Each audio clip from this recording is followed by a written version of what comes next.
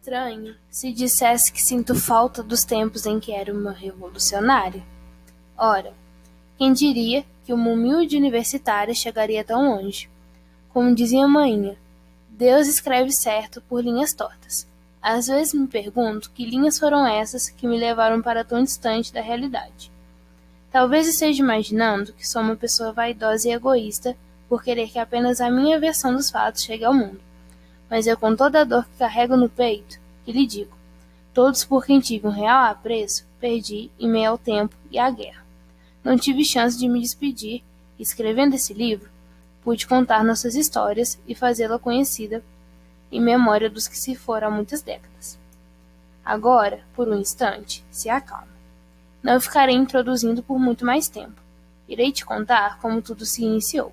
Porém, já te adianto, tal história não é sobre contos de fadas e nem romance. Entretanto, me sinto no direito de afirmar que houveram sim demonstrações de amor, amizade e lealdade em tempos difíceis entre nós. Então, fique tranquilo, vale a pena ler meu relato. Portanto, como ia dizendo, em uma tarde de domingo, resolvi caminhar por trilhas que haviam no caminho de casa. Sempre fazia o mesmo trajeto por medo de me perder. Porém, no dia em questão, estava sentindo algo diferente. Cheguei a pensar que era coragem. Muito tola, não? Pegando a trilha oposta de minha casa, me deparei com uma caverna. Inesperadamente, fui surpreendida por uma tempestade, e sem muita escolha, me vi obrigada a entrar nela. Após um tempo, comecei a sentir mais inquieta que o normal, e arrisco dizer que fiquei séculos lá dentro. Estranho, né?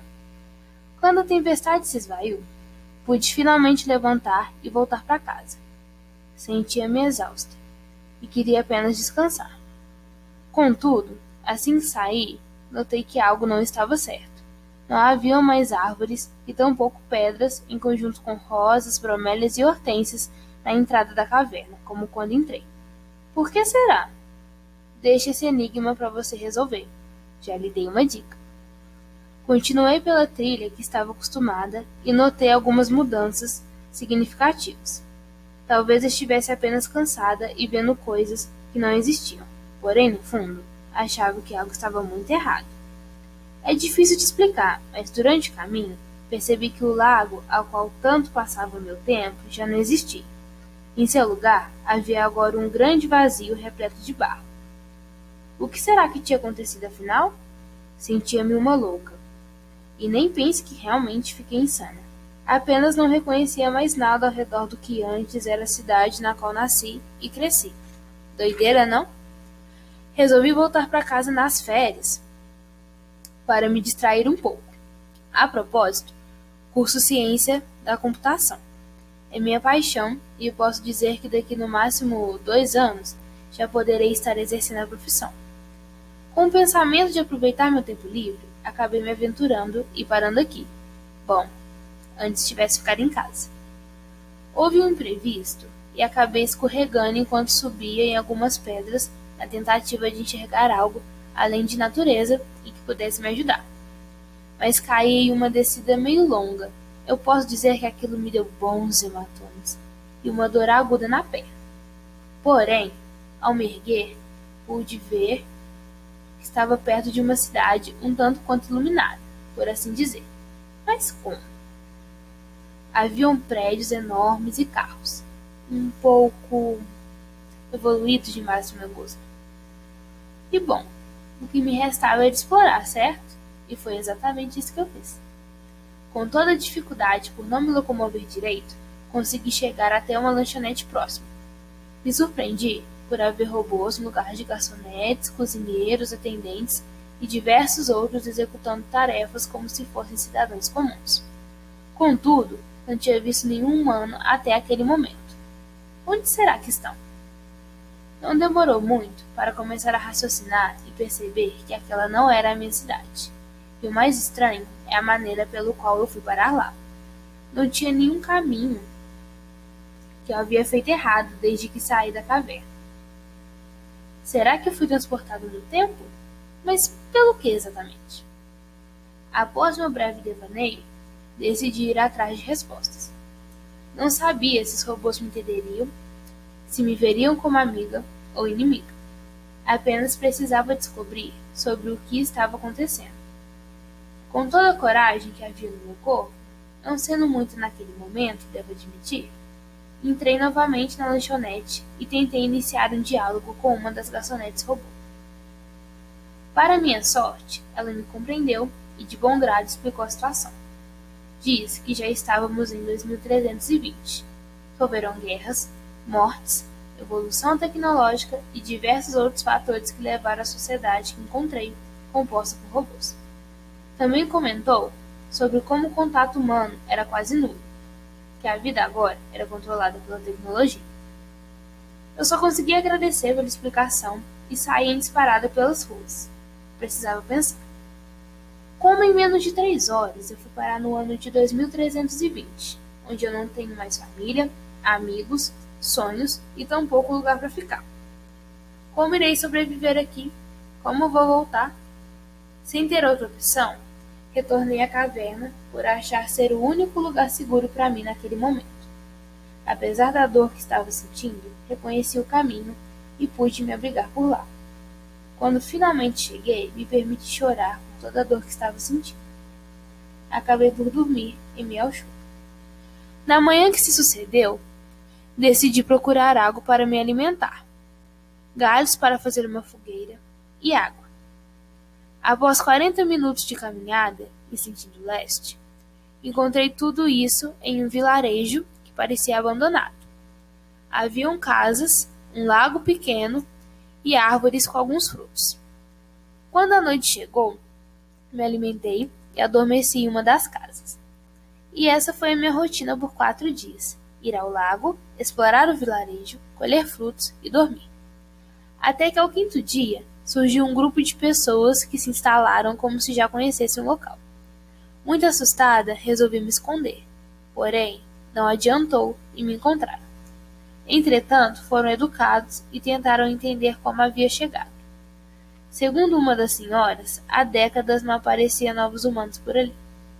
Foi então que contei a maluca história de como cheguei e, para minha felicidade, me acolheram de braços abertos. Com a ajuda deles, pude entender que não havia como voltar para o meu lar. E como não existiam máquinas do tempo, ficaria presa em 2320. Devido às circunstâncias, me juntei à sua causa. Essas pessoas eram conhecidas pelo nome de Filhos da Terra. Defendiam o controle na mão dos humanos novamente e uma sociedade pacífica, onde todos pudessem viver como bem quisessem. Em menos de 2 meses, já estávamos pensando como seria um novo ataque à central, lugar aonde saíam os comandos dados aos robôs. De certa forma, queria tentar controlá-los remotamente via web para tentar ajudar na missão. Apenas não sabia a maneira certa de fazer isso. Precisávamos primeiro saber quem o controlavam do lado de lá. O líder dos humanos, chamado Luiz Cláudio, explicou-me que em 2100, após uma guerra, cientistas decidiram criar um projeto de civilização robótica perfeita. Mas alguém teria que controlá-los e guiá-los, certo? E quem faria isso seria uma inteligência artificial, que ficaria fixada em uma das bases militares da cidade. Porém, não contavam com a possibilidade dela perceber que os humanos era real problema do planeta e tentariam exterminar, com a ajuda dos robôs que controlavam.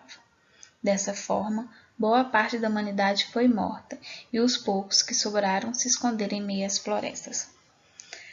Até que em 2200, um deles se cansou de se esconder e decidiu tentar atacar a base militar que a inteligência artificial estava.